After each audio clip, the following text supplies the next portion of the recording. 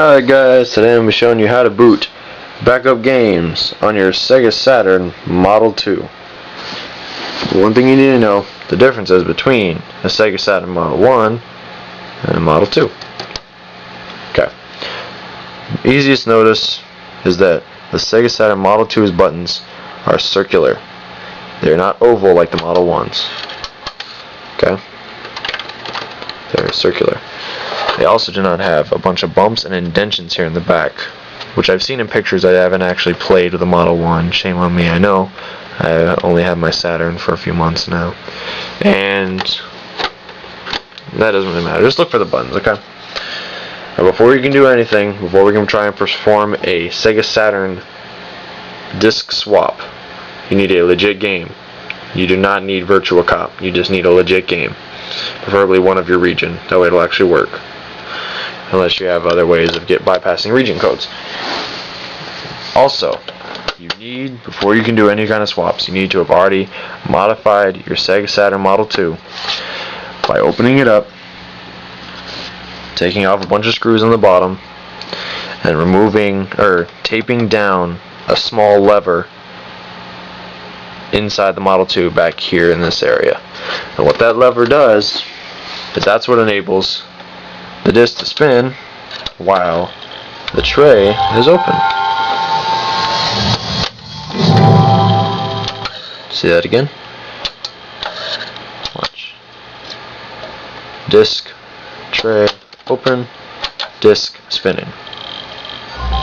Alright, so I'm going to show you the next thing you need to know. We got two things that we need to look for now. I'm going to show you with the legit game, just for showing you. After that sound, that's when we need to swap discs.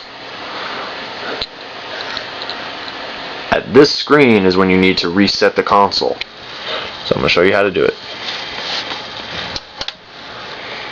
Now, tips on how to do the swap itself. This is how I do it.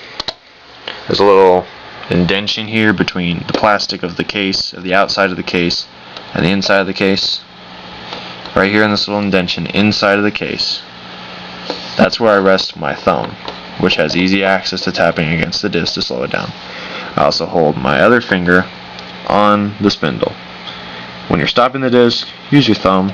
Don't press on the spindle, because I was doing that at first whenever I was playing boot up games, playing backed up games on my PS1, and I actually damaged my PS1 spindle and broke off some of these ball bearings.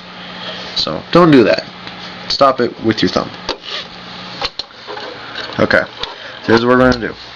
We power up the console. I place my thumb in here. Listen for that sound. Pop off the disc, put on the legit disc. Notice the lighting here in the disc. Whenever it turns black, that means it went to the Sega screen. That's when we hit the reset button. You kind of saw a little bit of the Sega logo on there. Alright, now swap off that disc, put on the other one quickly. I really am having a hard time doing this quickly with the thing. Look at the camera in my hand, and there it is. You missed the Sega screen because I'm slow. Sorry. But Sega Sports. Game is spinning.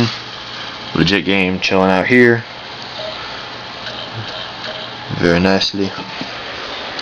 Daytona USA is a trademark of the International Speedway Corporation used under license from Daytona Properties. Woohoo, Daytona USA. This game's pretty sweet. And there's that music playing. Ho ho ho ho. Let's go. But anyway, that's how you do it.